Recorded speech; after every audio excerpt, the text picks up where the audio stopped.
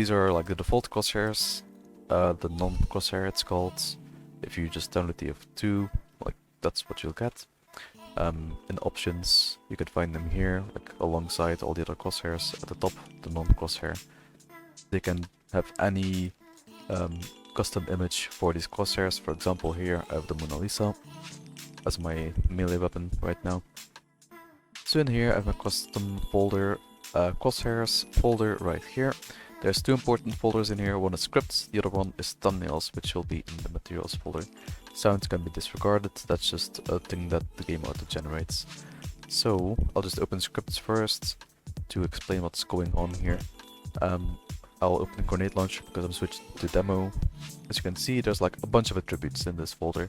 Like the damage is 100 for pipe damage, as we all know. You cannot change these, of course, but there are other things you can change.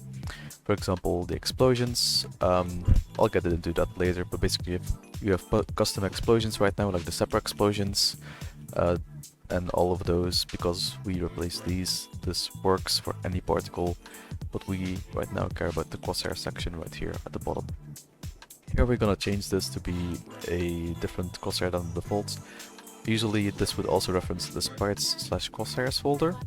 I mean this crosshair image.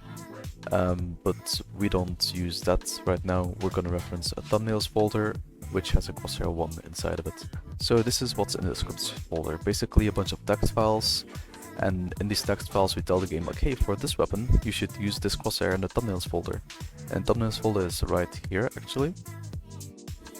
So as you can see here we have the crosshair tree, which is right now Mona Lisa. I can open it right here. You cannot do this by default. I just have this set up on paint.net where it opens them automatically. But we also have crosshair 1, which I mentioned, like I showed you earlier, we are also referencing as our grenade launcher. As you can see here, it's like a cross with a bunch of like gradients to black. So if I look here, this is my grenade launcher and it has this crosshair. If we reference this thumbnails folder, which belongs to the replay system, like the old replay system, the one with the director's vision taunt, the one with the achievements where you get like 100,000 YouTube views. Like this is that replay folder. So these replays all have thumbnails, and these thumbnails can be theoretically infinite amounts of possibilities, right? It's literally just the preview thumbnail of a video. So the game can't really tell, like it can't tell, like is this image possible to achieve in game?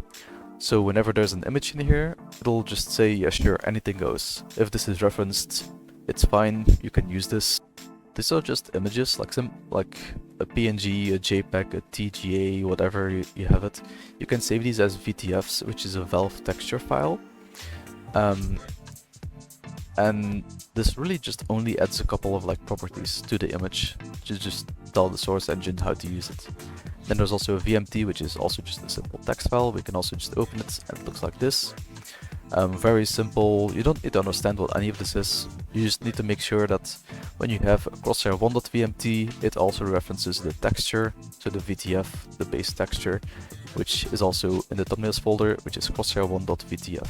So crosshair1.vmt and crosshair1.vtf work together to just make the crosshair basically.